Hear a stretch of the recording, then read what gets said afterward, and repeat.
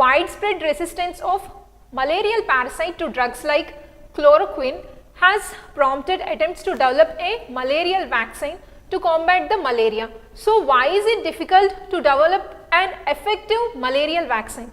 First and foremost, if you see this, you have to understand greatly about this malarial disease, and again the causative organism which is responsible for causing this particular disease, and again the different kinds of hosts the causative organism of this particular malarial disease will use. So, here the causative organism is the Plasmodium parasite. It is a parasite and there are different species of this particular Plasmodium will going to cause the malaria, and it includes the Plasmodium vivax, and again and another species called claviceps.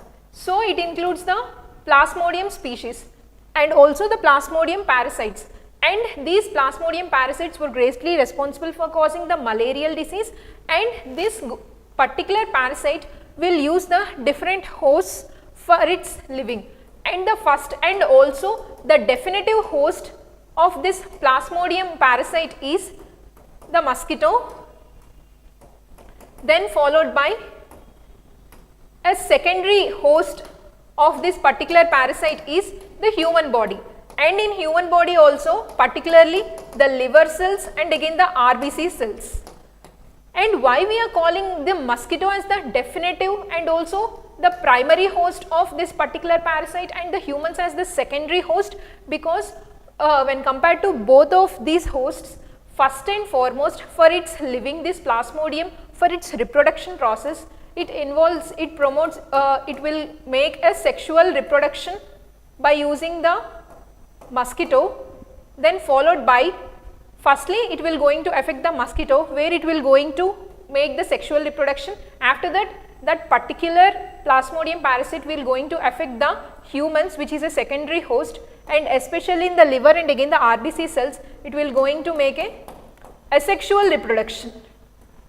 So, in such way this particular Plasmodium parasite which causes the malaria will going to affect and will going to use different kinds of hosts.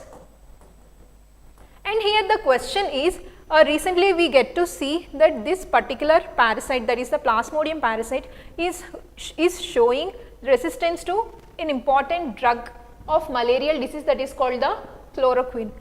And how we can reduce that, and why don't we get an effective malarial vaccine for this particular parasite? It is because this particular parasite, that is the Plasmodium parasite, shows an important feature that is called the high mutation rate.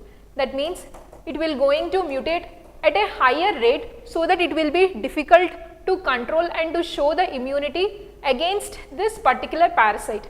Usually whenever a foreign agent enters into the blood or the body of a human body, then immediately the immunity system will going to recognize that foreign body and produces the antibodies and act against to that foreign particles. But if you see in this case, because of the Plasmodium parasite's ability of high mutation rate, it will be very difficult for the human immune system in order to show the complete immunity against this particular parasite. So, that is the reason it is very difficult to make a vaccine or to make an effective complete vaccine against to this particular species because of its high mutation rate. So, if you see the different statements, the reasons behind why we can't produce an effective malarial vaccine, it is because malaria is caused by several species of Plasmodium. It is a correct statement, but it is not the correct explanation for the given question. Then followed by, man doesn't develop the immunity to malaria during the natural infection. It is a correct one. And how it is? Because of the high mutation rate of Plasmodium parasite. So, option B is the correct statement.